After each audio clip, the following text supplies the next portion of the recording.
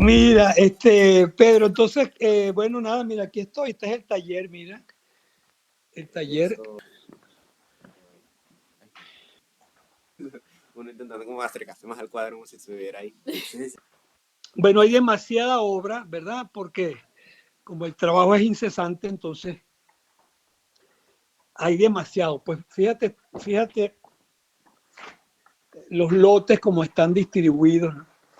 Entonces, ¿qué hacemos? Yo estoy muy contento de tenerlos, de verdad que para mí es una especie de regocijo fundamental, pues porque verlos a ustedes es un poco verme yo en el tiempo, pues, cuando yo estuve por allá, cuando el tiempo que yo eh, eh, estuve en el Liceo Páez, estuve en el kinder que tenía cuando estaba pequeño, tú sabes, entonces claro, es muy Nostálgico. conmovedor, ¿oíste? Sí. Entonces hay muchas cosas que me interesa también conversar en torno a una cantidad de temas que yo sé que los tocan directamente porque indudablemente es la práctica que uno ha llevado en la vida y que me imagino que ustedes empezando ese camino, tú sabes, siempre tienen una cantidad de dudas y de situaciones que, bueno, uno puede aportar un poquito en torno a ese camino recorrido ya. Maestro, voy a comenzar presentando a los muchachos. Aquí a mi izquierda. Adelante. Yo soy María, también Maja. Me llamo así en redes sociales, soy artista, yo soy artista anatómica, soy diseñadora gráfica ya graduada de TSU y ahorita artista plástica pronto, graduada. Amén. A su derecha, David Torres. Yo también soy artista anatómico, solamente que trato de disfigurar un poquito más el canon. Le aviso, alto fan suyo yo.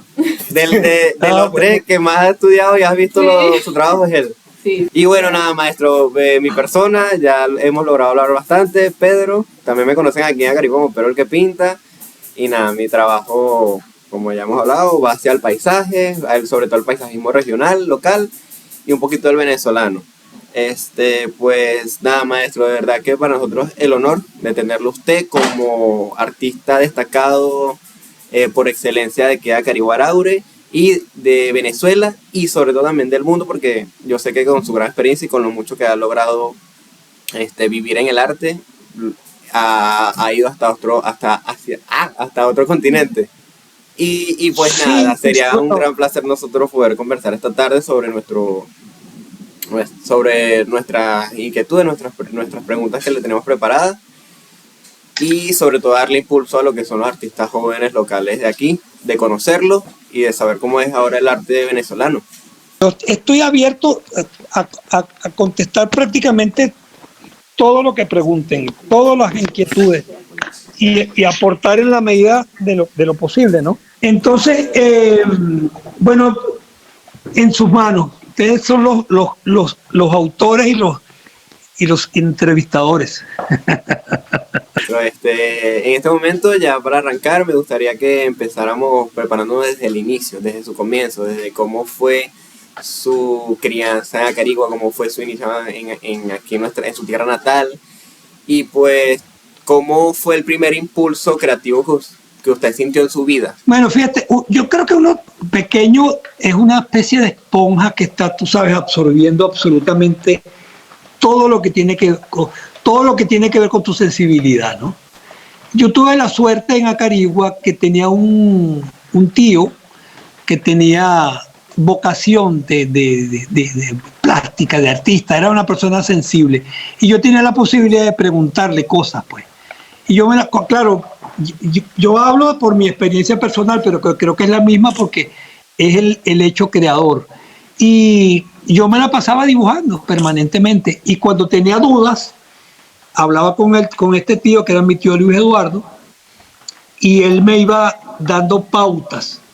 Porque yo recuerdo que él tenía un método, que era un método que tú adquirías a través del correo y era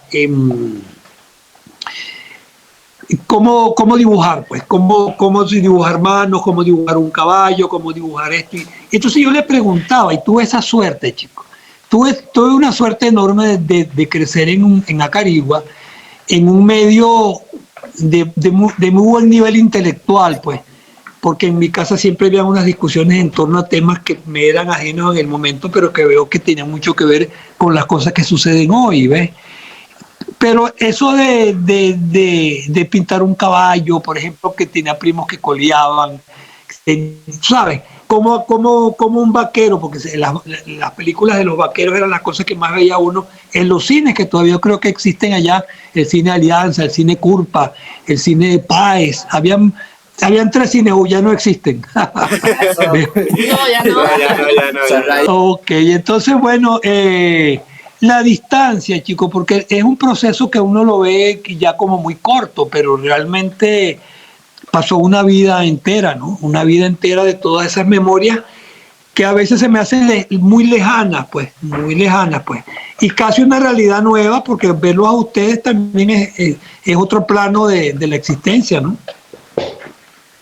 Sí, se podría hablar de la continuación también de lo que fue eso, de no solo de lo que fue, sino de lo que se va a repetir, porque yo también creo que las cosas son cíclicas, y tanto como es en la sociedad, como es en la familia, porque al menos también entendemos y sabemos que hay personas en la familia que nos ayudan mucho también en este proceso, que fueron las primeras influencias, como le pasó a usted con su tío, como al menos en mi caso también fueron con mis tíos abuelos que terminaron siendo músicos. Más bien me gustaría también acercarme a usted y con esta pregunta decirle si también ha tenido más influencia de la familia o si hay un antecedente más hacia atrás que haya sido artista, que si hay otro Pisani por allá en el árbol genealógico que también se convirtió siendo artista o músico o cineasta. No, sí, cómo no, han habido artistas en la familia, y yendo muchísimo más atrás, claro, hay resonancia con el apellido con relación a, por ejemplo, a un matemático llamado Fibonacci que se llamaba Lorenzo Pisano. Ajá. Porque ese Pisano prácticamente tiene que ver con los sitios italianos donde apareció el apellido, que quiere decir paisano, ¿no? De alguna manera está vinculado un poco al agro, al campo, ¿no? Y creo que viene de Pisa, el apellido, ¿no? Porque es como un ciudadano de Pisa, ¿no? Bueno, y si te vas atrás, bueno, parece que fue mecenas de artistas en el Renacimiento, en fin. Pero sí hay una tradición, pero yo no puedo explicar, porque tú sabes, empezar a buscar esas raíces se hace un poco, se desdibuja un poco yo creo que la cuestión reside en nosotros básicamente, y darle una explicación a ese proceso, cómo se fue produciendo. Y realmente yo creo que es la intencionalidad que tú le pongas, ¿no? El deseo de que eso vaya avanzando, de que tú te vayas nutriendo y que tú puedas llegar en una vida a cumplir con esos requisitos de esa búsqueda, ¿no? Que no te desvíes, que permanezca y que llegues, tú sabes, y que esa pasión no te abandone nunca, ¿no? Y el pensar hacia el futuro, es como es la constante búsqueda del artista que al final uno pasa la vida en ello, porque el labor del artista es prácticamente infinita. No sé si en algún momento ha adaptado cosas que hacía hace años o elementos que hacía en su niñez o en su infancia que lo sigue utilizando ahora. Que lo recuerden yo creo que, mira, el dibujo ha sido fundamental en mi trabajo. Principalmente.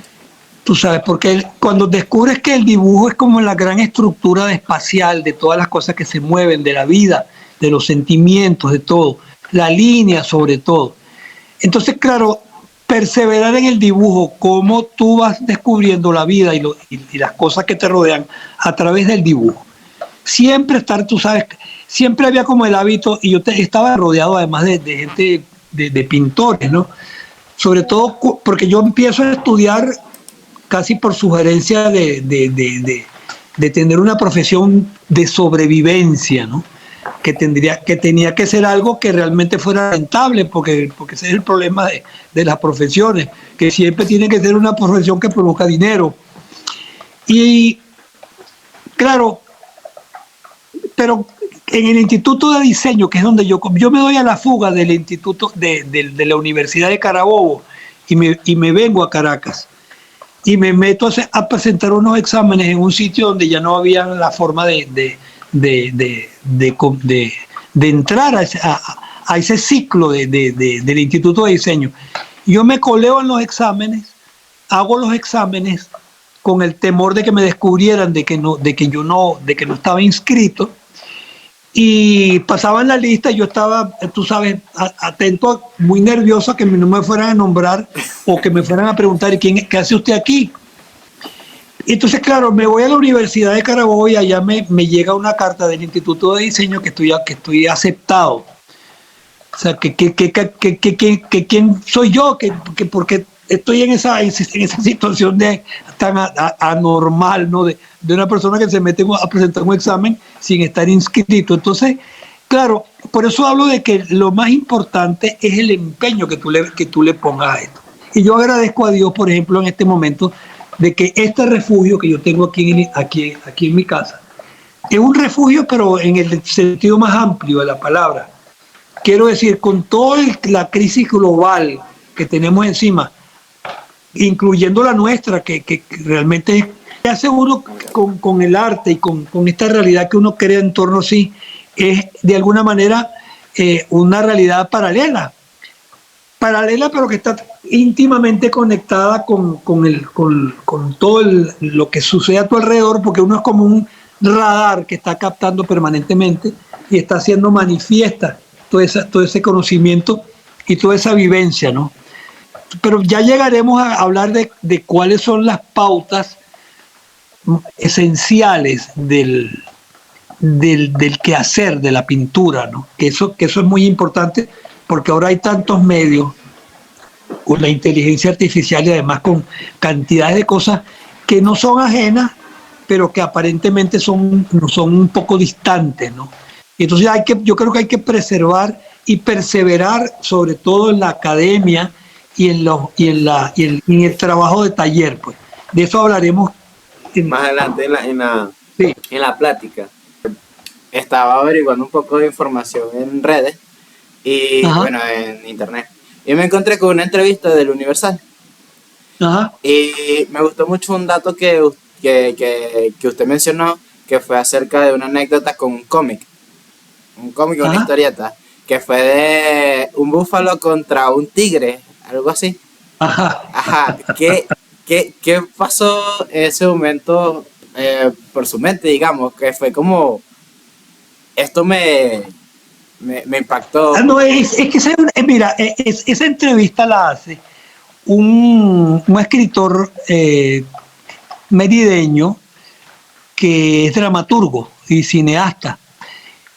Y como dramaturgo, él tiene todo para la donde por una especie de inducción por el mismo método te va llevando a zonas de tu infancia. Y fue una entrevista muy, muy particular y que a mí me interesó mucho, porque él fue el que me hizo llegar a esos recuerdos.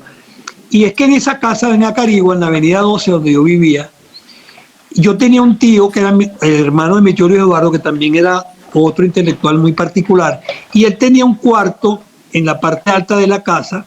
Él se había hecho como un tallercito, y ese taller me tenían prohibido entrar allí.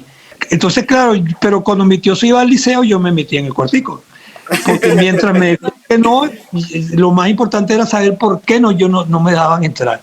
Y mi tío tiene una colección de libros y de suplementos de la época. Y ese suplemento en particular de esa historia de ese tigre con ese búfalo se veía en 3 dimensiones, porque eran unos cuadernos, unos suplementos, que es lo que sustituye hoy a los cómics y a la televisión a color. Y entonces tú te ponías los lentes y veías en 3 dimensiones, imagínate tú, suplementos en 3 dimensiones. Y claro, la historia era dramática porque es un búfalo peleando contra un tigre de Bengala. Y ese tigre, en esa pelea no gana ninguno, sino que el búfalo prácticamente gana, pero el tigre se le queda en la caramel, en los cuernos, y mueren ambos a la orilla de un río. Pero es dramática la imagen, ¿no? Porque la imagen es ese animal que termina muriendo a la orilla de un río con toda la putrefacción de ese tigre que se queda dentro de su cabeza, encima de sus cuernos. Entonces, claro, imagínate tú esa imagen para un niño de 5 o 6 años, ¿no? Viendo un suplemento en 3 dimensiones con unos lentes puestos que tienen un vidrio azul y uno rojo, y es donde ves las líneas sobrepuestas y se logra la tridimensionalidad. Particular esa anécdota, ¿no? O sea, el hecho de la putrefacción de un acto tan fuerte de esa edad, me imagino que como que pudo llegar a influir en todo lo que venía después. Sí, te da una relación con la muerte y con el drama de la existencia. Yo creo que, claro, para mí era una aventura, porque es que, claro, era realmente, y tuve esa suerte de que mi tío tenía esa colección de libros, tenía una biblioteca de unos libros pequeños españoles que contaba la literatura universal, pero en pequeño formato. Y bueno, son esas cosas del destino, que tienes la posibilidad de tener una biblioteca para tu escala, pues. O sea, está en el kinder, pero tiene una biblioteca para niños, ¿entiendes? Entonces, son esas cosas de la vida, del azar y de la suerte, ¿no? Que en la escuela usted llegaba a ser también el niño artista, el niño dibujante, porque por lo menos a mí me tocó hacer en la escuela y en el liceo también muchas láminas. No sé si a usted, cuando yo logró entrar, también le sucedió eso. Sí, pero sí, bueno, sí, no, y también en los actos culturales que siempre me quedaba mudo, pero realmente siempre esa capacidad para poder manifestar la realidad a través de la línea y del dibujo siempre recaía en mí, porque es un don, definitivamente. No es que sea preponderante para lo que tú vas a desarrollar después, pero en mi caso el dibujo es clave, porque se fundamenta toda mi obra sobre el dibujo, pues es la gran estructura. Y yo me compré un libro la última vez que salí, que estuve en España, de las conversaciones entre Gauguin y Van Gogh. Me dio curiosidad, tú sabes, saber de qué hablaban en esas cartas, ¿no? Y lo más interesante de descubrir esa correspondencia era que hablaban de las personas de quienes dibujaban bien y quienes no. Y toda la parte de las misivas tenían que ver con el interés que tenían sobre el dibujo, que yo creo que no ha perdido vigencia, que eso sigue igualito. O sea, porque el dibujo no es que sea una constante, pero es muy importante, bien sea en el medio que tú utilices, porque tampoco creo que sea el dibujo en sí solo, sino lo que tengas que decir con ese don que tienes en tus manos, pues, con esa reflexión que tú haces sobre la vida y sobre las cosas, ¿no? Continuar ahora. Entramos en un proceso donde el dibujo nunca lo dejó de lado, siempre lo mantuvo en un proceso desde la infancia, pero ahora estamos creciendo desde un Jorge Pisani en mayor, que a sus primeros inicios académicos, artísticos, en un proceso más formativo dentro de las plásticas. No, estudié en la Universidad de Carabobo Relaciones Industriales, imagínate. Salí traumatizado porque tenía que ver anatomía. Okay. tenía que ver cadáveres, imagínate. O sea, y entonces tenía que... ¿Por qué entró ahí? Bueno, no, porque era una materia que se veía, que era anatomía 1, que tenía que ver yo no sé con qué, pero era relaciones industriales era una rama de la economía. Sí, no, yo iba a la escuela Cristóbal Rojas, pero independiente. Me iba a recibir clases con ellos, pero sin ninguna situación formal, pues me iba a escuchar las clases de dibujo del Indio Guerra, ¿me entiendes? Que eran grandes pintores de la época, ¿no? Que todavía, si están vivos, deben de estar muy viejitos, más viejitos que yo. Ok, usted nunca estuvo ahí formalmente, simplemente fue un paso que usted hizo que lo ayudó más que todo a aprender de forma más independiente lo que ellos hacían. Sino en la búsqueda de nuevos conocimientos y de nuevas técnicas, y trabajaban con óleo para ver cómo era la cuestión con los óleos y cómo eran las mezclas siempre un interés muy enfático sobre las cosas que yo quería aprender para llevar a buen término, bueno, estas cosas que hago hoy, ¿no? Claro. Perfecto. Que terminaron definiéndose con acrílico, porque yo no puedo, mira, ahí está una obra, que esta obra que está aquí, por ejemplo, es una obra pintada en una acción en vivo, para una obra de teatro. Entonces, en realidad, el empeño, yo creo que ustedes tienen ahí un cuestionario, y ese cuestionario tiene una cantidad de preguntas que son muy importantes, sobre todo para yo poder expresarles en base a mi experiencia, pues. Claro. Lo que tiene que ver con el mercado, lo que tiene que ver con la formación, con lo cual se van a enfrentar, con el trabajo en Acarigua, porque yo no me quedé en Acarigua, porque tuve que salir, porque tuve que buscar tener una visión más global de la problemática del arte, porque tuve que visitar museos, porque, ¿me entiendes? ¿Y por qué terminas conformándote con un aislamiento en el cual te dedicas a trabajar nada más por vocación personal? O sea, entonces es una cantidad de preguntas que yo quiero que ustedes, que creo que tienen allí en de hecho, ese vamos a pasar a cuestionario, esa. que es muy interesante. Más bien, comparte este proceso formativo como usted lo indica. Nuestro siguiente paso a dialogar con usted sobre su proceso en la Neumann. Me gustaría que nos contara alguna anécdota de lo que fue su proceso en la Neumann. Mira, yo creo que yo no diría una anécdota. Yo creo que lo más importante fue la formación tan rigurosa que se tuvo, porque era de una exigencia suprema. Ahí no podías tú tienes que tener un nivel de investigación permanente y prácticamente no te daban tiempo para nada, sino para cumplir con las tareas que te encomendaban de investigación. Ya bien fuera lectura literaria, ya bien fueran ejercicios de construcción espacial, estructuras tridimensionales. Era una situación de mucha exigencia, no podías tener menos de 15 porque ya te empezaban a mirar mal.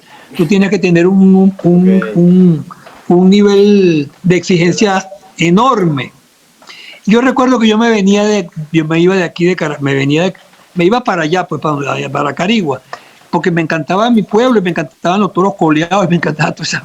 Y resulta que ahí tenía que trabajar en esos mismos términos. Y yo estaba en un bar, por ejemplo, en unos toros coleados, y yo estaba haciendo los trabajos. Claro, tenía muy buen nivel, pero siempre tenía una manchita que si qué sé yo, de mantequilla o que te comías una arepa y se te manchaban las cosas. Entonces, claro, pero eso digo que siempre lo más importante, chicos, es la vocación y el deseo de llevar esto a los últimos términos, pues. Que tú no te conformes con esto, con aquello, que es que no puedes por tal cosa, sino que tu vocación sea un motor que siempre tiene que estar al mejor término posible para el desarrollo de la obra, pues. Al margen de que vayas a ser famoso, que tú creas que vas a aparecer en las mejores revistas, eso es una cosa que es más bien no es que uno no lo desee, pero también es una perversión, diría yo, una especie de búsqueda infructuosa, cuando lo más importante es que tú desarrolles la obra. Y en los términos en los que tú lo hagas y que le pongas el empeño de lo que tú quieras, porque estaba viéndome un artículo de un pintor de un grupo que se llamaba Crónica, de unos españoles. Y uno de ellos escribió en estos días una nota por ahí que dice: yo me vine a mi pueblito, de donde yo nací, y aquí estoy dibujando, pintando las cosas que siempre pinté, y las estoy haciendo con mucho amor y con el mayor empeño posible. ¿Qué están haciendo los demás? No sé, pero yo estoy pintando con mucho empeño y con mucha pasión. Y eso me parece extraordinario. Y otra cosa, Pero dentro de esa misma exigencia que usted nos indica tanto de la Neumann, ¿cuáles fueron los maestros de la Neumann que lo llegaron a influenciar tanto en su proceso? para mí fue muy importante Luisa Richter, porque Luisa era una pintora alemana que tenía una capacidad, trabajaba con una gran libertad. Y ella lo primero que me hizo fue un día, yo estaba dibujando en la clase y agarró un pote de tinta china y lo batió duro así y me dijo: mancha eso, Pisani, ¡pah! Y esto fue como una explosión que me trajo hasta hoy, pues, porque realmente yo tenía que descubrir realmente mi carácter, y que es un poco lo que dice David, Ajá, David. que dice, bueno, con la cosa del carácter de la pintura y de la expresión, pues. Y yo creo que eso es un término, mira, que cuando uno trabaja, uno siempre está corriendo el riesgo de no saber qué es lo que viene cuando tú te enfrentas a una tela blanca. Tú dices, bueno, ¿y ahora qué vendrá después? Porque, claro, la gente siempre bocetea y agarra un carboncillo, y entonces con el carboncillo va imaginando lo que a posteriori van como complementando. Pero mientras cuando tú tienes el dibujo, ya ese croquis ya está implícito dentro de tu propia concepción. Y cuando pintas, indudablemente el trazo va construyendo al unísono el dibujo y la pintura, y se van conformando de una manera total. Y en el azar, en esa expresión extraordinaria que es el azar, tú tienes que tener una educación visual donde tú sepas que ese azar está lleno de contenidos y está lleno de formas y de soluciones. Porque, por ejemplo, ¿por qué yo llego a pintar en público? Que no tienes la capacidad para errar, porque si tú estás pintándole a un grupo de gente y tienes 50 personas detrás de ti que están ¡ah! Y tú estás pintando y claro, tú primero te tienes que abstraer, pero también tienes que utilizar siempre la capacidad del error, porque para mí el error no existe en la medida en que es parte de una acumulación de situaciones que tienen que ver con la materia que se está proponiendo allí, y mientras más trabajas, más cuerpo y más fuerza tiene lo que estás produciendo. Entonces, esa situación de esa visceralidad de la que habla David, es un tema realmente muy apasionante. Yo les recomiendo, por ejemplo, una entrevista de Francis Bacon, que es un pintor que ya murió, pero muy importante, de los años 70, 80, que tuvo todavía pues uno de los más grandes, junto a Lucian Freud. Y hay una entrevista que le hace un tipo que se llama David Sylvester, y esa entrevista que le hacen a Bacon es parte de lo que conforma hoy todos los conceptos curatoriales de hoy. Y por cosa de la vida, hay una nieta de este entrevistador, de este tipo que lo entrevista, de este art dealer, y Cecily Brown, que acaba de exponer en el Metropolitan, es nieta de este señor.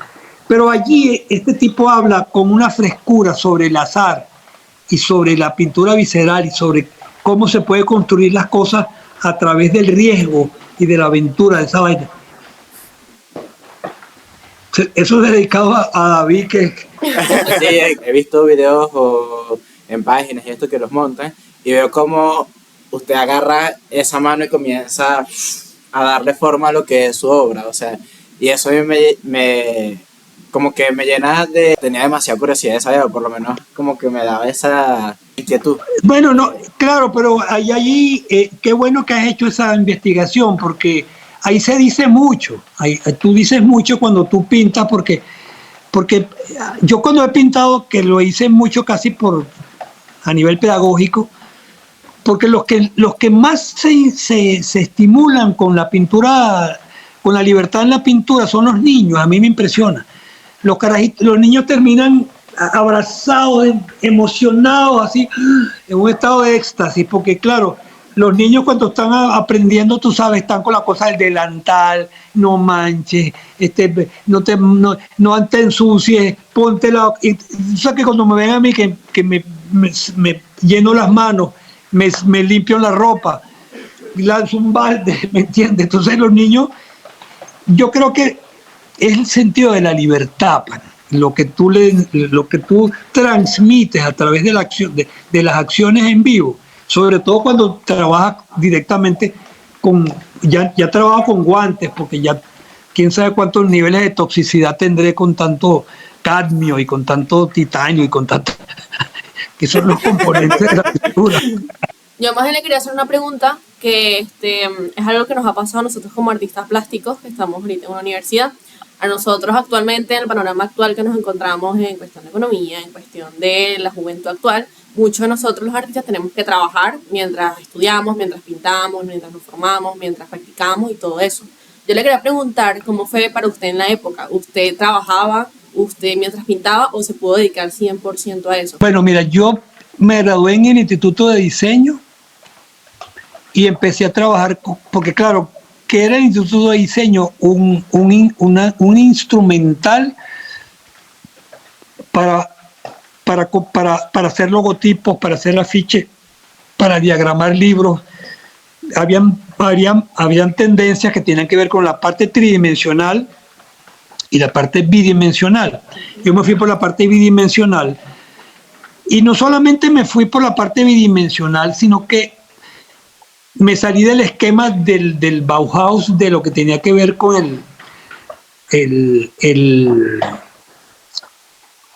diseño más frío, sino que me fui por la tendencia polaca, porque los polacos trabajaban con una gran libertad y realmente empecé a trabajar, a hacer mi caligrafía a través de, yo mismo hacía las letras, les daba un carácter.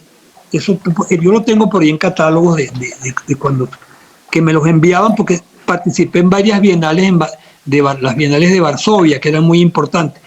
Entonces, claro, yo trabajaba después de graduarme en el Instituto de Diseño en el Consejo Nacional de la Cultura, aquí en Caracas, y diseñaba afiches para obras de teatro y diseñaba logotipos para empresas.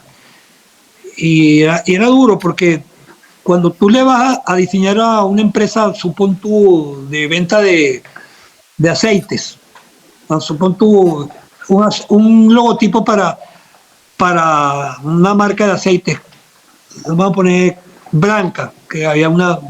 Entonces, claro, tú tienes que convencer al dueño de la empresa de lo importante que era una imagen corporativa.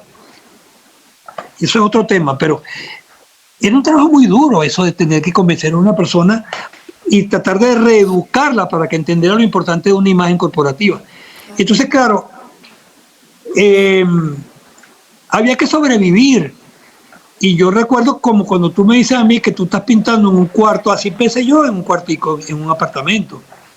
Y por eso te pregunté si no te molestaban cuando ensuciabas el piso, porque yo recuerdo que la señora que trabajaba en mi casa cuando yo estaba recién casado, siempre me estaba acusando con mi esposa, me decía, señora Nela, mire, el señor Pizarrín ensució otra vez el cuarto. Entonces, claro, de eso uno se va liberando poco a poco. Claro, en esa época en democrática en Venezuela habían instituciones que, dependiendo de tu desarrollo personal, te becaban y te mandaban a estudiar fuera.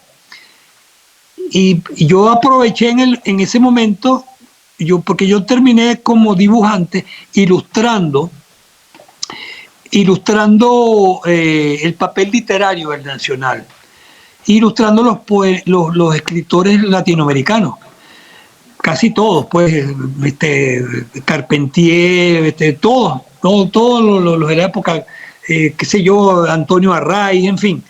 Y claro, eso, como era el papel literario, allá había como una especie de reconocimiento tácito dentro de tu trabajo. Y el mismo trabajo de estar en el Consejo Nacional de la Cultura diseñando para obras de teatro, también te daba, claro, un acumulado de experiencias que me permitían optar por una beca en el exterior. Entonces, Fundarte, que era una institución que se ocupaba básicamente de eso. Eso ya no existe. Hablando justamente de eso, de cómo usted consiguió esa beca, cómo se pudo ir al extranjero, incluso pudo estar en París, que eso fue algo que es algo genial y de admirar. Creo que todos, como a la hora de investigarlo, admiramos que usted pudo ir más allá, no se quedó simplemente en Venezuela, sino que pudo viajar.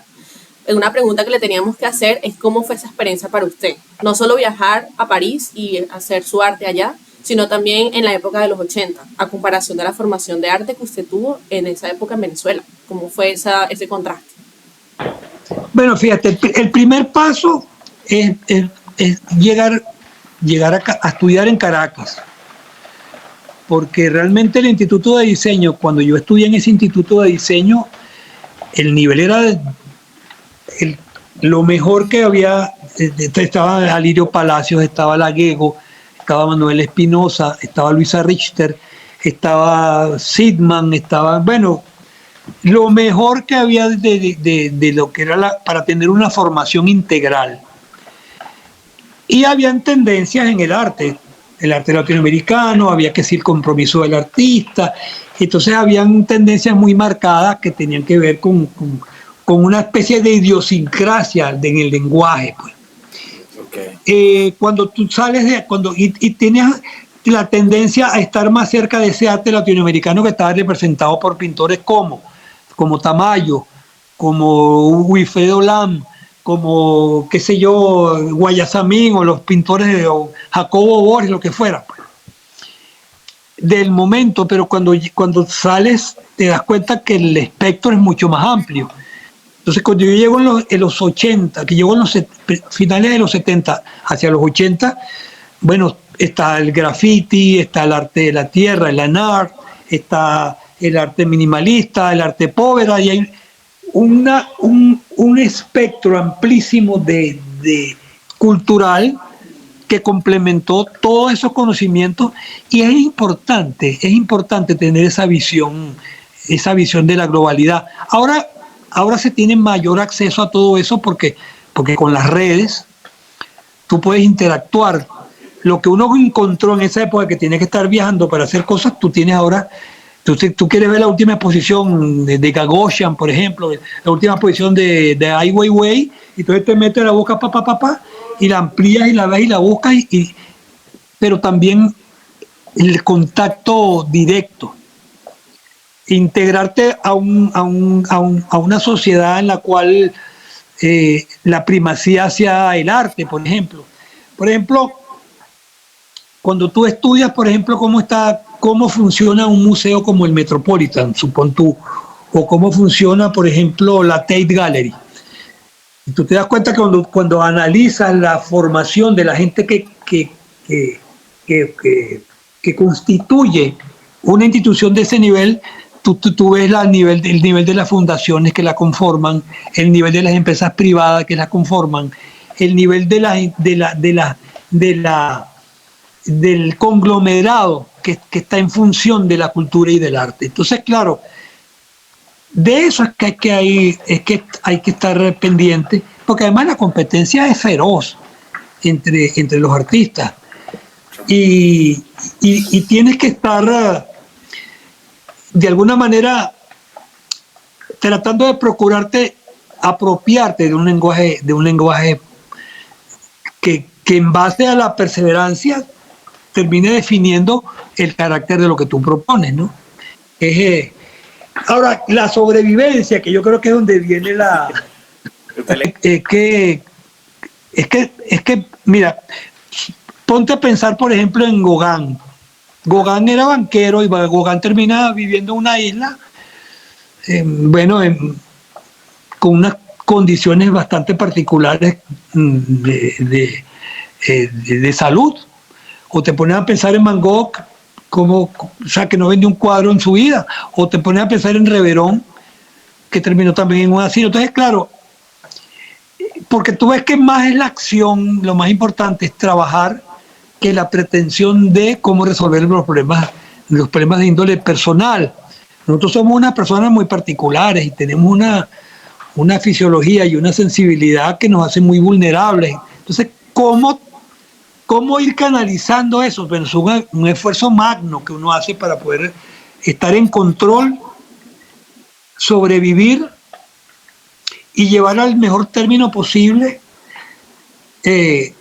tu condición de vida, porque te digo, así como tienes privilegios, y que uno es un privilegiado dentro de lo que es el mundo del arte, porque siempre hay como un ángel que nos protege, pues, pero también, como dicen, se pela, por no decir la palabra completa, pero las exigencias son muy fuertes, te lo digo por experiencia propia, pues, y hay mucho que tiene que ver con las concesiones que uno hace, de saber que a veces la generosidad es mucho más fructífera que estar cuantificando cuánto cuesta algo o cuánto es el precio de esto o de aquello, ¿no? ¿Sabes? Es muy difícil, ¿no? Y esas respuestas yo creo que se las tiene que ir dando uno personalmente en el proceso de la vida, pues. Yendo un poquito de la mano con esto de la formación, de lo visceral, de todo este rollo tan del alma, ¿cómo se sintió soltar la mano académica? O sea, donde salió ese lenguaje plástico de Pisani. Yo creo que es libertad, porque cuando te pones, ya el expresionismo, eso cumplió una etapa y uno cree que cuando dices expresionismo, tú te estás ubicando 40 años atrás, 50 años atrás, no sé, pero particularmente esa forma mía personal de trabajar se ha dado por la perseverancia y por la persistencia de la ejecución misma, ¿no? Y te digo, cada obra de esta tiene como 4 obras detrás, 5 obras atrás. A veces puedo estar 20 años dibujando, pintando un cuadro, y a veces lo pinto en 10 minutos. Esa libertad, yo creo que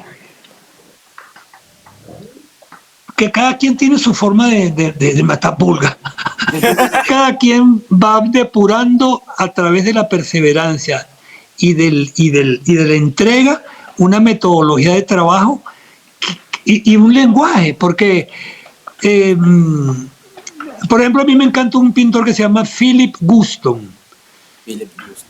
Y Philip Guston, si ustedes lo buscan, él empieza haciendo unas obras muy abstractas y después termina haciendo como una especie de cómics visceral, que son unos personajes acostados donde se ven las suelas de los zapatos, y trabaja con unos colores odiosos que son rosados y fucsia.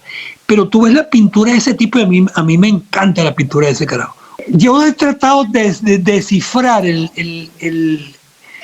qué reside, por ejemplo, esa cualidad en la cual, en la libertad del trabajo, yo puedo ir ordenando lo que yo pretendo decir con una obra. Y es la acumulación de conocimientos académicos y la acumulación de conocimientos de índole literario o científico, donde tú vas ordenando qué es lo que tú quieres decir con eso. Me estoy dando cuenta que muchas de las cosas que uno intuye empiezan a tener una especie de anclaje sobre verdades que empiezan a aparecer a posteriori. Y bueno, o estoy tratando de seguir, si tú quieres, ordenando ese pensamiento en torno a cosas que se van, porque el pensamiento y la obra también son cosas que van mutando todos los días.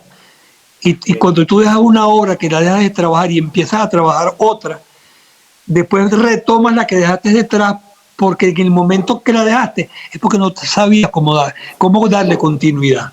Y le das continuidad cuando la dejas reposar, porque el pensamiento se va reelaborando. Es una cosa biológica, pero es una cosa que está viva, es una cosa que se está ejecutando permanentemente. Por eso es que las obras uno nunca las termina.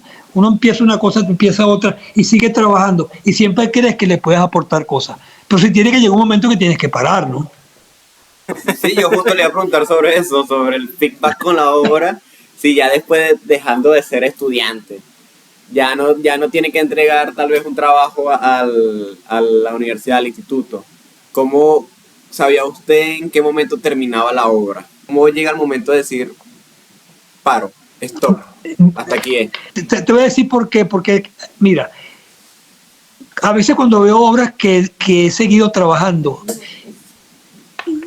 y no he tenido la conciencia de saber realmente que no debía haberlos tocado, que no debía haberle dado continuidad, sino que debía haberlo dejado como estaba, me doy cuenta que a veces porque vivir en Turgua, aquí, en este contexto, desconectado de la urbe, de las exposiciones, del contacto humano, a veces te crea ciertos intersticios de inseguridad, porque tú dices, esto será, no es lo mismo tener, por eso es que es importante parte de nuestra existencia, estar en ese ejercicio de tener contacto y de ver cosas, ir a los museos, ver cómo han sido los procesos, visitar a Picasso de nuevo, volver a Rembrandt, ver a Delacroix, tú sabes, ver a Velázquez, esas cosas son importantes. Tú me preguntas que cuándo sé yo, imagínate. Es un proceso muy de mucha ambigüedad, porque siempre, por ejemplo, yo estoy viendo un cuadro que tengo allá, y yo lo estoy viendo y hablando con ustedes, y estoy pensando que porque ese fondo debería ser más plano, pero también hay un momento en que tú empiezas a darle resonancia a todas las partes del cuadro, porque es como una armonía, es una musicalidad que hay dentro. Y entonces tú sabes que si tocas algo, tú tocas todo. Porque a veces por un detalle tú crees que vas a quitar esta cosita de aquí y de repente el desastre, pues. O sea, entonces es preferible irse quedando en paz con lo que estás haciendo. Pero yo creo que es la pasión misma, chicos, lo que le pone lo que le da el condimento al trabajo. Porque la madurez te lleva a un perfeccionamiento de tu propio lenguaje. ¿Sabes? Si tienes una vida trabajando, yo a veces, por ejemplo, digo, cónchale, qué cosa, lo que yo pintaba en tal época, la espontaneidad que te da la intuición, las cosas de no saber, la frescura que te da no saber tanto. Y resulta que cuando haces el recorrido, te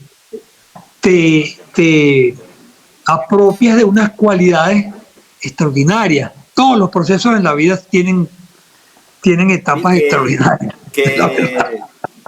Bueno, hay una cosa que es muy divertida, que el único pintor que yo conocía en Acarigua chiquito era Picasso. Porque la fama de Picasso fue tan extraordinaria que llegó hasta Acarigua en esa época. Entonces, claro, también llegaban las películas francesas y todo, y mis tíos me decían, ¿hasta cuándo vas a estar viendo películas de vaqueros, bobo? Me decían, ponte a ver una película de Brigitte Bardot, o que no sé cuánto, y tal. Es que Picasso, cuando Picasso se convierte en el pintor más importante del siglo XX, y tú ves los cuadros que ese carajito, que ese señor pintaba cuando era un chamo, cuando era un muchacho, que llegó a pintar cuadros como los puede haber pintado un pintor ya consagrado, como puede ser Tito Sala. O sea, que tú dices, coño, pero no puede ser que este bichito era un monstruo prácticamente desde que era un infante. Entonces, cuando tú ves cómo logra esa cualidad llevarla a los extremos a los cuales los llevó, y siendo además como era el personaje, porque era un tipo que, por ejemplo, cuando lo comparas con Matisse, que era francés y que hablaba un francés perfecto, y entonces él era más español, no hablaba con acento, y no era tan fino como Matisse. Pero Matisse no era mejor pintor, no que fuera mejor pintor, sino que era, aparte de refinado, ese vigor que tenía Picasso, que es una cosa que es suprema cuando tú ves cómo llega al final de sus días, trastocando toda esa arquitectura figurativa. A mí que me gusta el dibujo, digo, coño, pero ¿cómo podía llegar tan lejos? ¿Sabes? Es una cosa que es sorprendente. Y son situaciones que no se agotan nunca, porque cuando te pones a ver la calidad de ese dibujo, de ese personaje, eso es interminable. Ese tipo es interminable. Como hay muchos.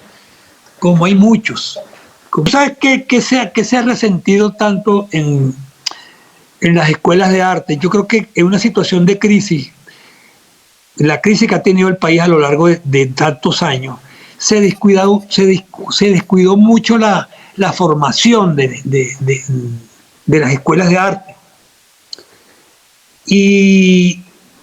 Pero yo siempre he creído que el arte es una situación también que es como un río crecido, que nada lo puede contener. Y siempre se abre paso. Siempre el arte, porque yo veo muchas exposiciones aquí mismo en la crisis que no venden, que esto y que el otro, y resulta que siempre se está produciendo. Porque es como el alma de la sociedad. El arte es el alma de la sociedad. Es donde está lo más depurado de lo que es la manifestación del hombre en la sociedad. Yo lo que quería preguntarle es de dónde salió ese contenido visceral que usted hizo. O sea, ¿fue una parte introspectiva que usted tuvo a lo largo de su carrera, de su periodo artístico, o fue una respuesta a su entorno, a su contexto, a los artistas o al arte que estuvo en su época, para poder llegar a lo que usted hizo? Porque algo que me llamó mucho la atención de su arte en todo este proceso de investigación que tuvimos es que su arte, o al menos en mi particularidad, no había visto algo tan parecido o algo similar a lo que usted hace. Usted tiene una particularidad muy grande a la hora de hacer sus cuerpos, sus rostros o simplemente su arte en cuestión, que lo llevó a hacer las obras que hace, que son muy increíbles. Primero que me conmueve mucho que tú te expreses así de una obra, de mi obra, porque tú la estás concibiendo desde fuera. Yo desde dentro siempre creo que me falta mucho por hacer, ¿no? Pero lo que hay allí, fíjate, es un espectro muy amplio de referentes, ¿me entiendes? De ver mucho. Aquí, por ejemplo, este es un tipo que a mí me influenció mucho, de Kooning, pero está Monet, está Matisse, aquí está Antonio Saura, aquí está Gerhard Richter, aquí está, tú sabes, todo este mundo referencial que tú estás viendo aquí, hay tanto en los otros y hay tanta parentela que tú vas descubriendo, porque, por ejemplo, a mí me encanta un pintor que se llama George Baselitz, por ejemplo. Ese tipo, él tiene una etapa primaria que me recuerda mucho a mi trabajo, pero tiene que ver, porque claro, cuando ella me dice que yo he logrado un lenguaje, ese lenguaje se logra a través de una concordancia que tiene que ver con la capacidad de visualización en los otros, en la calidad de la pintura de los otros, en hasta dónde pueden hacer que los límites del lenguaje recuerdo que a mí me decía mi profesor Alirio Palacio. Alirio Palacio me decía a mí, pero Pisani, ¿no estás viendo aquí la tierra, las piedras? Yo no veía nada. Y me insistía, tienes que aprender. Entonces, claro, ¿qué es lo que uno va agudizando en la medida en que va creciendo y que va trabajando? El sentido de la visión, el sentido de la observación. Y hay que ver mucho, ustedes tienen que salir del contexto y buscar la forma, aparte de todo lo que puedan concebir y puedan tener a mano dentro de lo que es el contexto donde viven y donde están, buscar la manera de salir a ver exposiciones, aquí en Caracas y fuera. Tienen que planificar una visita aquí a Caracas. Que queremos, yo de los verdad. recibo. Que queremos ir, de hecho, o sea, nos vamos a planificar bien para lograr eso. O sea, eso es un plan del 2026, lograr estar allá, de ir nosotros, ir a otro grupo, formarnos de varios y de verdad visitarlo y aprender. Por ejemplo, me puse a dibujar, porque me provocó dibujar, entonces armé esta mesita aquí. Me encanta. Y está trazando. Y bueno, una mesita porque me dije, bueno, voy a parar un poquito toda la pintura, y entonces empecé a dibujar, ¿eh? Sí, ok. Y eran unos cartoncitos que estaban por ahí así viejitos, entonces los agarré y empecé a trabajarlos. Esos cartoncitos los recuperé de unas cosas que me regalaron, unas cosas viejas, y esas eran las tapas que venían detrás de los cuadros. Y el color me gustó porque es como un sepia, como un beige, y entonces el blanco tiene más resonancia y tal. Cuando yo hablo con ustedes y veo la necesidad que tienen de avanzar, tú sabes, de complementar ese conocimiento. Además, ustedes tienen una formación, a mí me impresiona, porque ustedes saben lo que quieren, pues, dentro de su proceso personal. Ustedes ya tienen una concepción de la cosa, pero este momento es fundamental para ustedes, porque el conocimiento ahorita ustedes lo absorben con una rapidez, con una habilidad, porque son momentos del conocimiento que tienen que ver cómo se absorbe el conocimiento, cómo los nutrientes que les son necesarios en ciertas etapas de la vida, ¿ves? Cuando hablamos de ritual, hablamos de ese proceso creativo, de esa preparación que tiene antes de abordar ese lienzo. O sea, si tiene alguna clase de pasos específicos para eso, o simplemente, como usted mencionó anteriormente, es libertad. O sea, es libre, es dejarse llevar y olvidarse de todo. Yo creo que más lo que dijiste al final, olvidarse de todo. ¿En qué medida? En que no hay nada preconcebido. Las cosas se van concibiendo en la medida en que las vas ejecutando. ¿Entiendes? Porque yo, por ejemplo, te voy a buscar un ejemplo, mira. Vamos a ver este dibujo que está aquí. Yo monté este dibujo ayer en Facebook.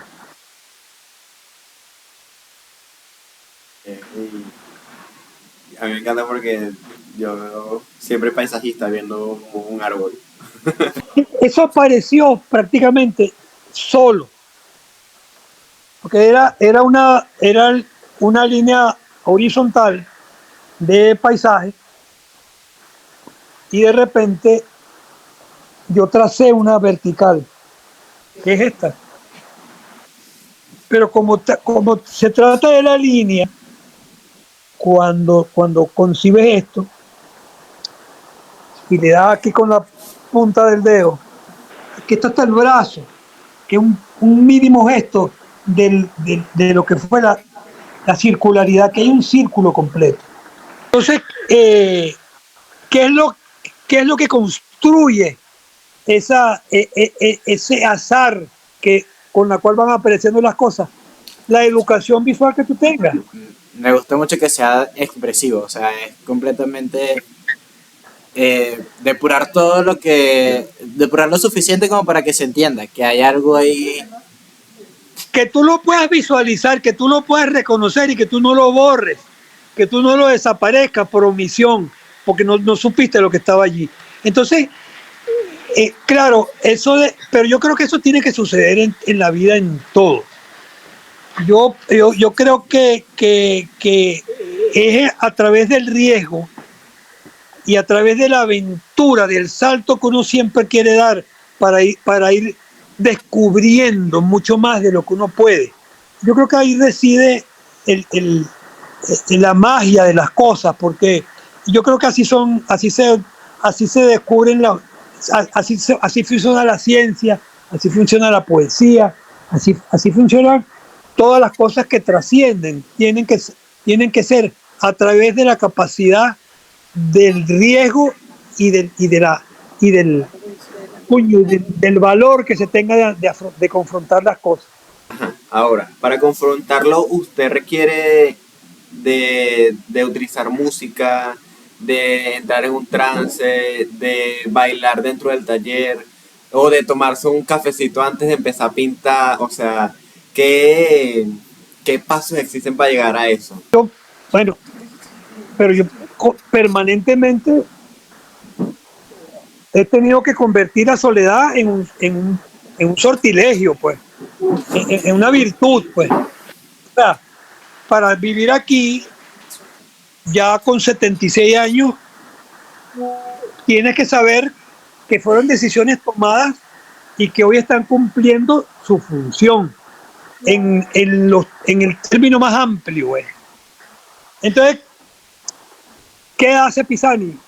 Se viene a trabajar aquí al taller. Es el único refugio, sobre todo en una situación donde está la guerra de Ucrania, donde está la guerra en Irán. Hay una cantidad de fenómenos geopolíticos, coño, que te van determinando. Y que tú de alguna manera también vas preconcibiendo y te está dando razones. Uno no es ajeno a nada de esas vainas, porque esas cosas están sucediendo y tú no puedes estar al margen de esas cosas. ¿Qué hace Pisani? Se viene y se refugia aquí.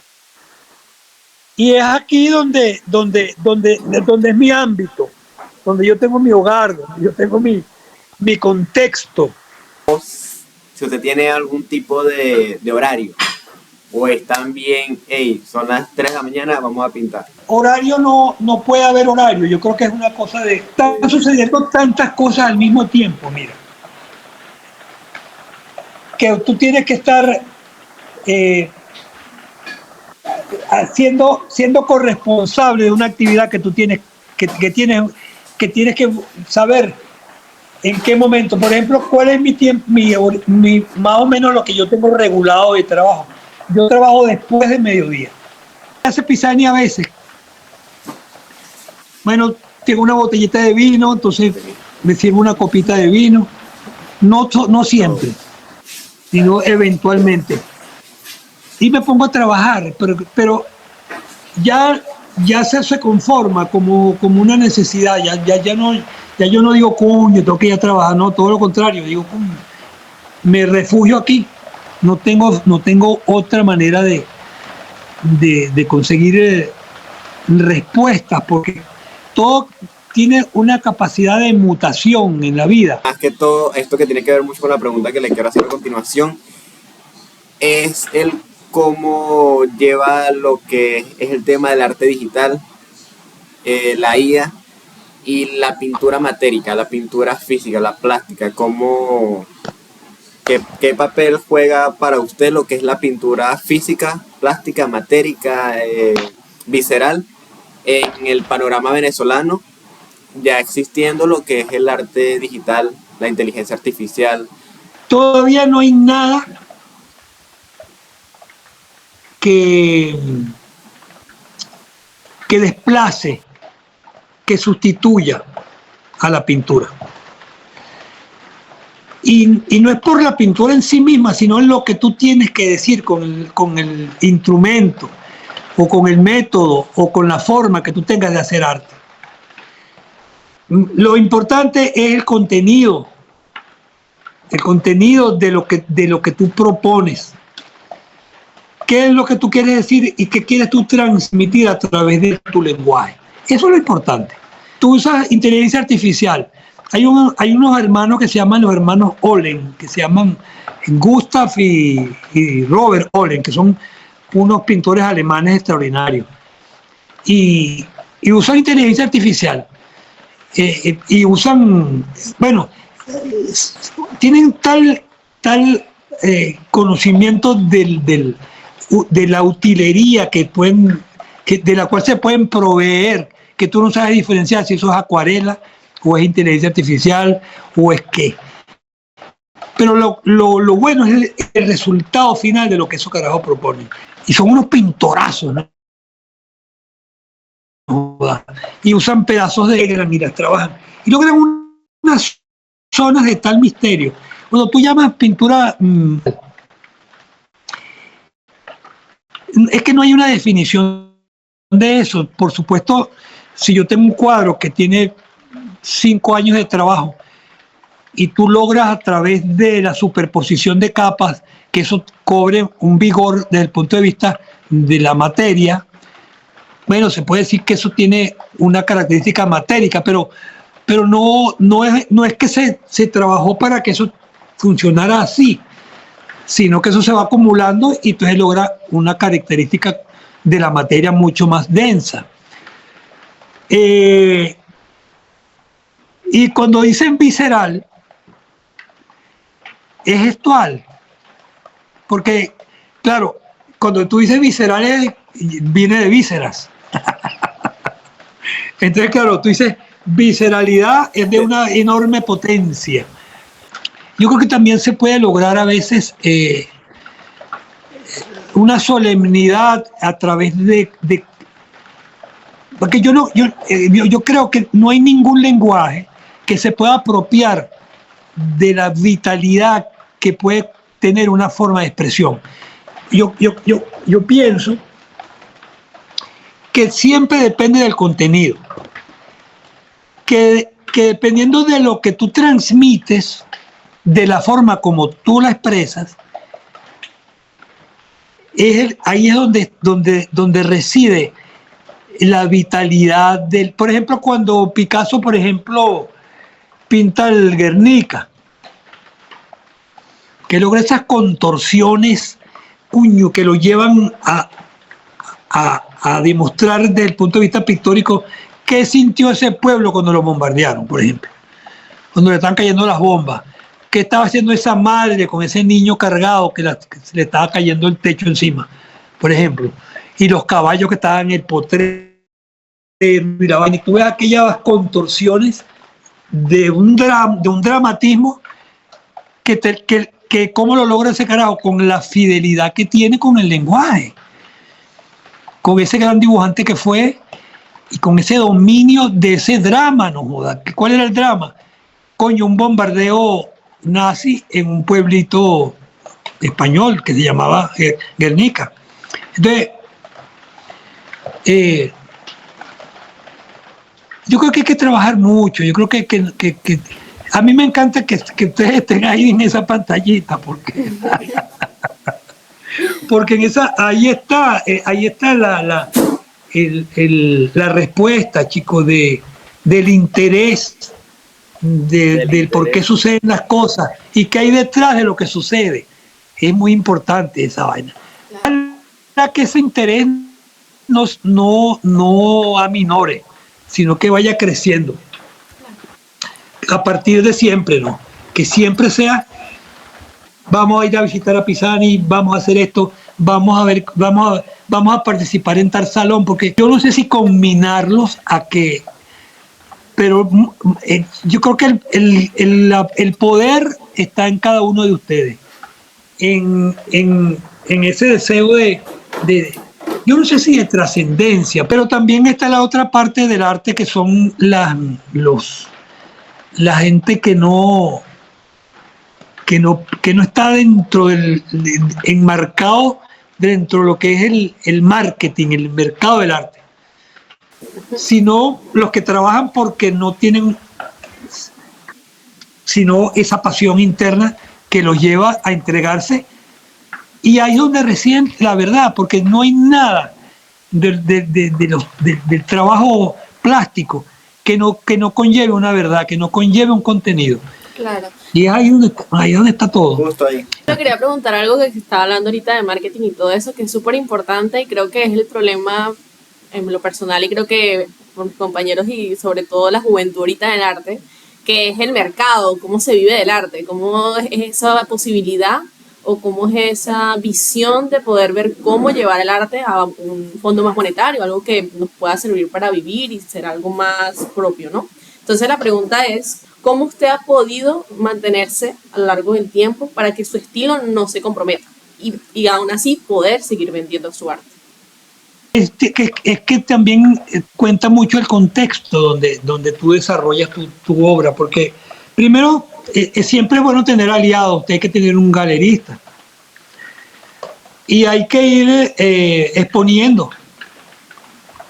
Y ahora hay que tener una persona que de alguna manera comparta contigo esos postulados. Por eso les preguntaba cómo estaba funcionando el museo allá, porque tienen que comenzar mostrando las cosas, tienen que mantener esa unidad, tienen que darles salida, tienen que convertirse en un movimiento que irrumpa, por ejemplo.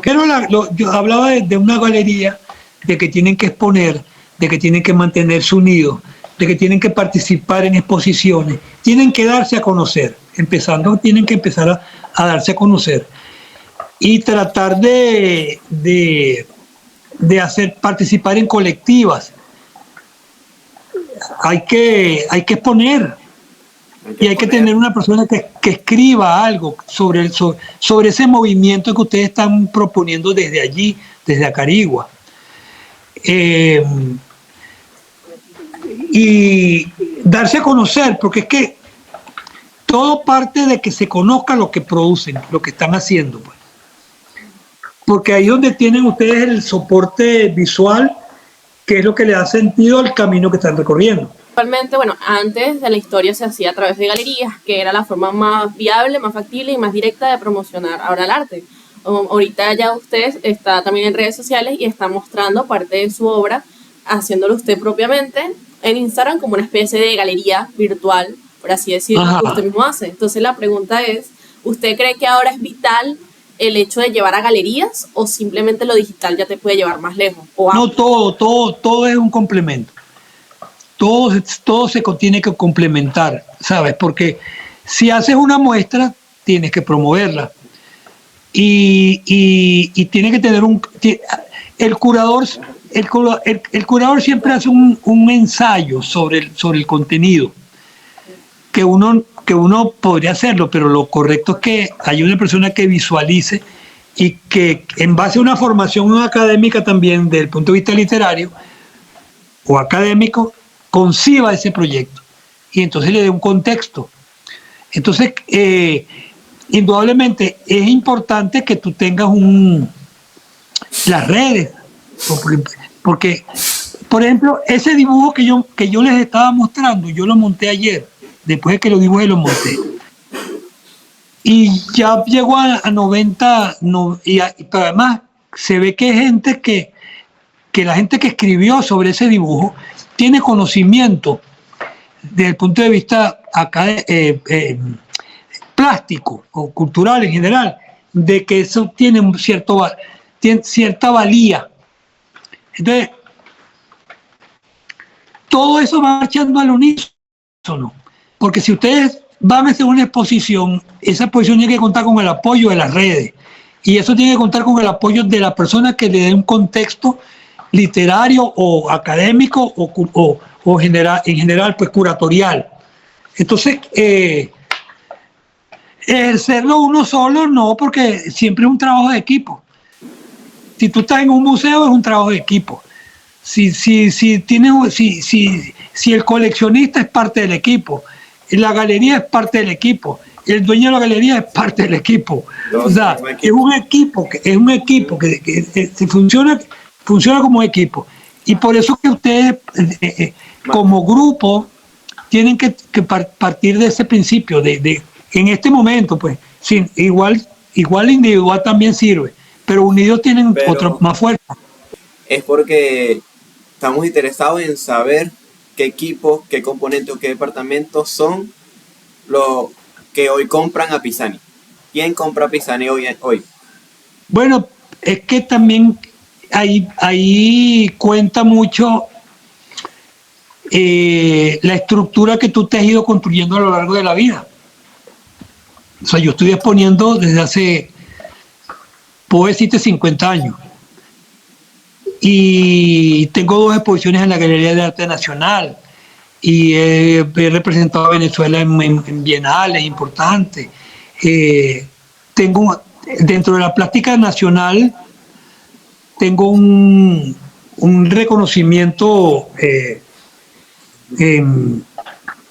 ya generacional, pues. Por ejemplo, vendo cuadros fuera.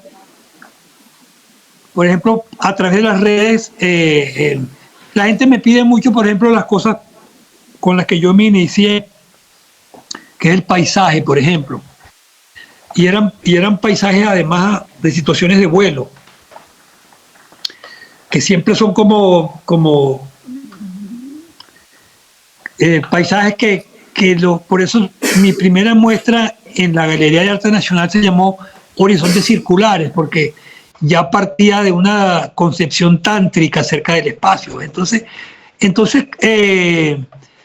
como son situaciones de vuelo que la estás viendo desde arriba, pues. Y toda la gente, y además estudié mucho a los grandes maestros del paisaje, pues. Hay un link en YouTube acerca de Turner, tú que pintas paisaje, Pedro, y tienes 5.000 obras, que pasas media hora viendo todas las acuarelas que pintó Turner a lo largo de su vida, y te queda, y los paisajes y los sketchbooks que estuvo haciendo mientras viajaba en los trenes cuando hacía los viajes hacia París y todas esas vainas. Entonces, eso es lo que compran de Pisani, pero es porque hay una trayectoria que le da sentido a la inversión, porque eso es lo que la gente, ¿qué vende uno? Prestigio. ¿Qué es lo que uno vende? Estatus. Eso representa realmente, representa la inversión. Cuando tú ves la subasta y ves en qué se ha traducido, y pues hay gente que hace sorna de eso. ¿Usted cree que se podrá lograr prestigio? ¿Un artista joven puede llegar a lograr un prestigio? Cuando tú dices prestigio, es reconocimiento. Yo no creo que uno se plantee esa decisión de llegar a ser prestigio. Eso de ganarse el prestigio. Yo creo que es reconocimiento. Cuando tú me preguntas a mí cómo logro yo el sustento, quién me compra la obra, y eso siempre eso depende tanto del azar, por ejemplo, porque ¿qué hace Pisani, por ejemplo, para no depender de una espera que a veces es interminable? Bueno, te bajas el switch, entonces tú dices, no pretendo nada, sino cuando tú prescindes de lo que pretendes, las cosas te llegan por consecuencia. Entonces de repente estás en tu casa pensando en otra cosa y de repente te llaman de Nueva York o de Miami. A Pisani le llega la llamada de Nueva York, de Alemania, de Francia. Vamos a comprar esta obra. Usted dice el tanto. ¿Cuál ha sido su mayor error o dificultad al momento de ponerle precio a negociar su obra? El valor de la obra lo da el proceso en sí y los reconocimientos. Porque, claro, como te digo, siempre es un colectivo y hay que hacer la diferencia. Cuando te hablo de colectivo, es un grupo de seres que son los museos, las galerías, los coleccionistas, los artistas y los espectadores. O sea, es un conglomerado que se mueve en torno a todo eso. Entonces, ¿qué precio? Entonces, el precio está dado ¿por quién? Por el proceso en sí mismo. Porque te han dado reconocimientos.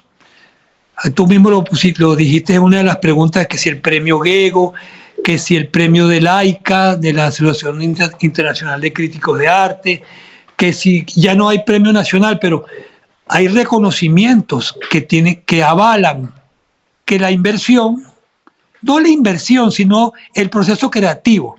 Yo tengo, por ejemplo, yo valoro mucho lo que yo hago.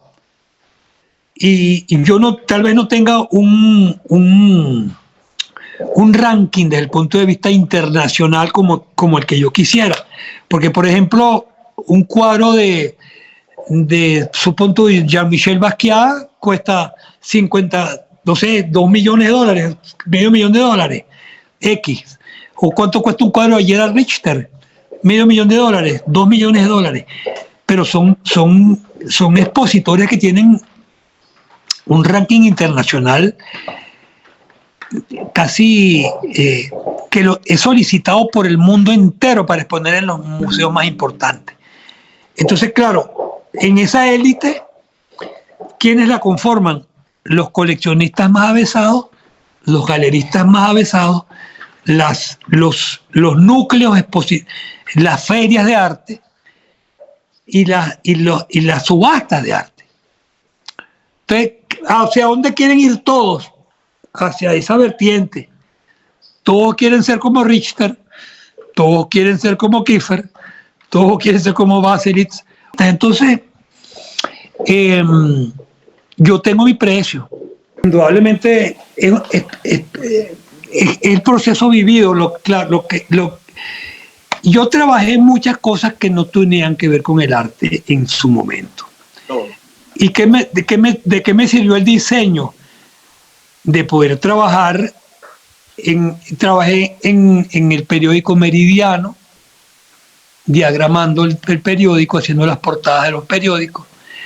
Trabajé para el Ateneo de Caracas, haciendo las portadas de libros como diseñador gráfico. Trabajé para el Nacional ilustrando los poemas y los escritos de los poetas. Hice muchos afiches en el Consejo Nacional de la Cultura para las obras de teatro que de alguna manera el CONAC les trabajé. Hice mucho trabajo al margen de haberme dedicado a la pintura. Cuando yo llego a vivir de la pintura es cuando puedo vivir de la pintura. El arte tiene, bueno, te digo, la obra de Van Gogh es la esposa de Theo, que es una mujer que en los años, en principio del siglo, hasta 1930, mientras estuvo viva, fue la que lo llevó al mercado. Pero él en vida, no joda, se comió un cable toda la vida. Dentro de las exposiciones que estamos hablando, del tiempo, del proceso y todo esto que va enlazado una cosa con la otra, hay una exposición que se llama La Postura Correcta. Y es una muestra de 2023. Este título, ¿qué significa hoy para usted frente a su obra, a su vida y el lienzo? Es una posición política que yo asumí en su momento y que todavía la sostengo. Pues entonces, claro, lo más divertido que cuando yo le puse La Postura Correcta, hubo dos personas de Acarigua que entendieron la postura no como una posición, sino como la postura de la gallina. Entonces, hubo un pariente mío que le puso que le cambiara el nombre, porque postura en Acarigua era cuando la gallina pone el huevo. Ajá. Y a mí me pareció hasta divertido. Yo dije, bueno, pero qué ganas de buscarle un contrasentido, ¿no? Sí, pero, está interesante, está jocoso, o sea, está muy gracioso para mí La Postura Correcta. Pero es preferible pero cuando yo hablaba de, cuando uno hace esas exposiciones, siempre tienes que dar una especie de conversatorio y tienes que hablar en público, invitar gente y hacer unas visitas guiadas. Y esa pregunta era obligada. ¿Qué quiso decir usted con la postura correcta? Entonces era eso, tener una visión crítica frente a lo que estaba sucediendo con el país. Desde ahora su posición actual, antológicas. Y el premio, después de ganar el premio Gego, que hace 2 años, que creo que ha sido es el premio más de mayor reconocimiento dentro del Instituto Neumann. ¿Qué espera más el señor Pisani? ¿Qué aspira? ¿Qué temas les faltan explorar? ¿O qué técnica les falta atacar dentro del lienzo, fuera del lienzo, dentro de la sociedad? No, ya te digo sinceramente, el hecho mismo de vivir aquí en estos términos, ya gracias a Dios que existen las redes, que tengo un sistema de internet. Pues te voy a enviar una foto para que tú veas dónde estoy yo.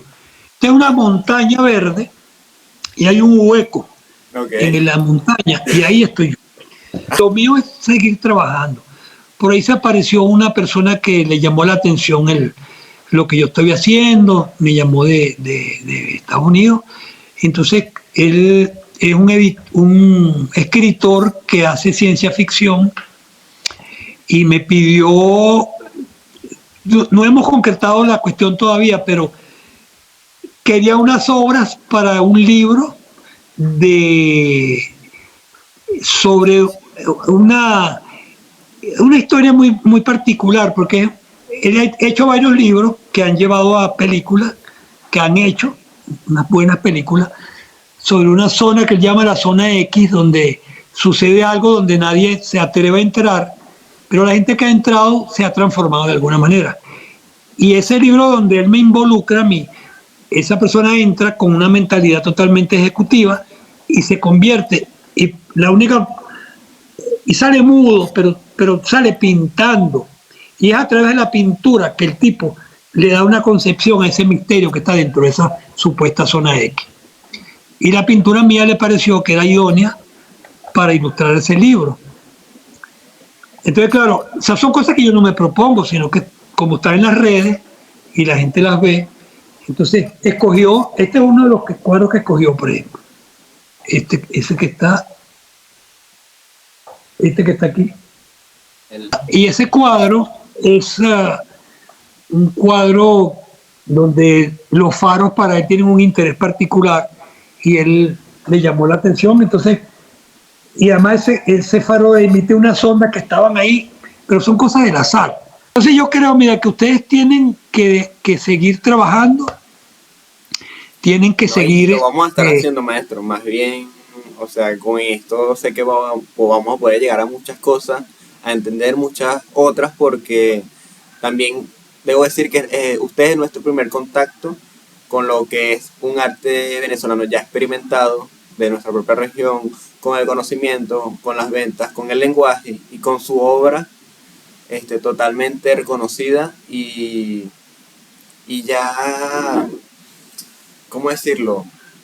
Ya agrupada, ya convirtiéndose en un ecosistema que vive por sí mismo. Me gustaría preguntarle a usted, creo que de las preguntas más importantes de toda la entrevista, el que espera para el futuro, no solo como el futuro del arte, sino también el futuro de los jóvenes en el arte y del futuro de los jóvenes en arte en Venezuela, y sobre todo para esta Venezuela que va a vivir nuevos procesos, una nueva transición, o sea, ¿qué se espera? Bueno, chicos, yo creo que los pintores y los artistas tienen que ocuparse de lo que hacen, ¿no?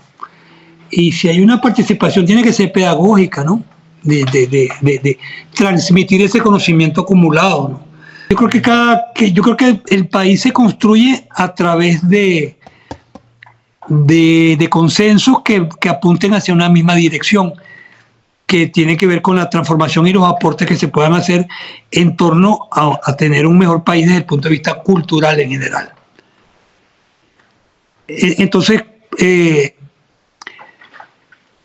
La educación es fundamental, hermano, la educación, tener buenos colegios, buenos institutos de formación intelectual, escuelas de arte, escuelas de teatro, buenas universidades, ¿me entiendes? Y que esa gente que se ocupa de entregar ese conocimiento sean remunerados en la medida de su capacidad. Culminar ya la entrevista, pero creo que es una pregunta muy crucial y creo que usted la ha estado diciendo a lo largo de la entrevista, y es usted qué mensaje como artista que ya tiene una trayectoria enorme le dejaría a los artistas que estamos ahorita formándonos. ¿Qué mensaje le daría en cuestión de su lenguaje, en cuestión del proceso, en cuestión en general? Bueno, yo lo que le pido a los artistas jóvenes es que no desmayen, que si ya tienen la semillita de ese renacer, de ese despertar que se produce internamente,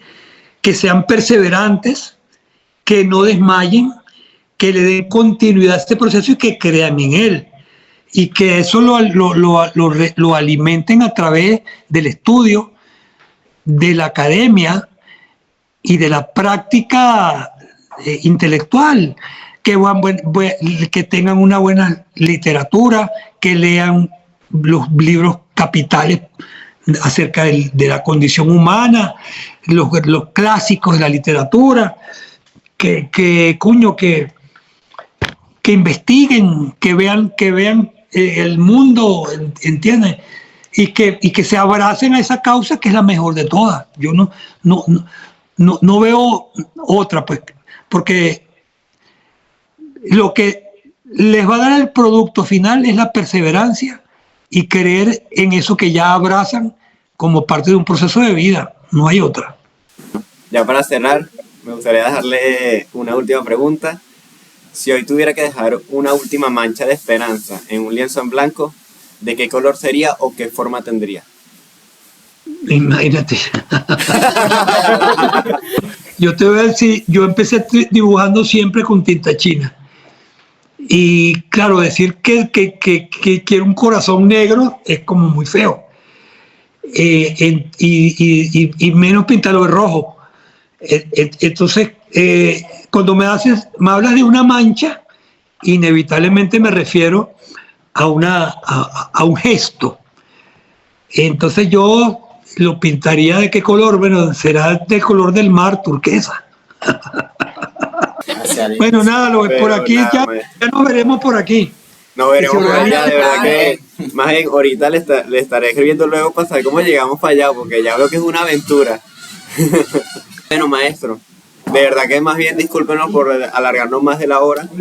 Sé que la conversa también era necesaria indagar y profundizar mucho, pero de verdad muchas gracias por su tiempo, por su colaboración, por su palabras de enseñanza, porque de verdad nos van a ser muy vital para Mira, ustedes no deben de dejar de creer en ustedes mismos, en esa cualidad que tienen, y lo que tienen es que darle continuidad, llenos de amor y de esperanza por un mejor país donde ustedes van a ser fundamentales, y ustedes tienen que perseverar, porque ustedes son las semillas que van a dar esos frutos, para que sepan. Muchas gracias, Gracias, maestro, de verdad. Buen día. Por más arte. Por más arte. Chao, Dios me lo bendiga. Chao. Un gusto.